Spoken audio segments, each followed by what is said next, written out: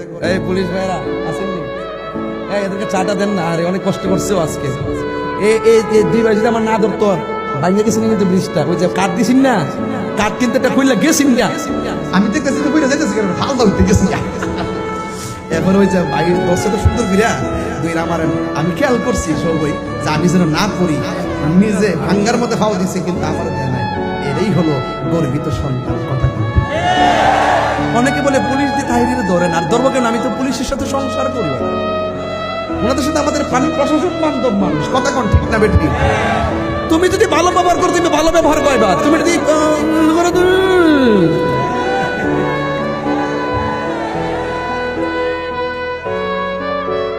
আমি ভালোকে ভালোই বলি, মন্দকে মন্দ বলি, এটা কি আমার অপরাধ?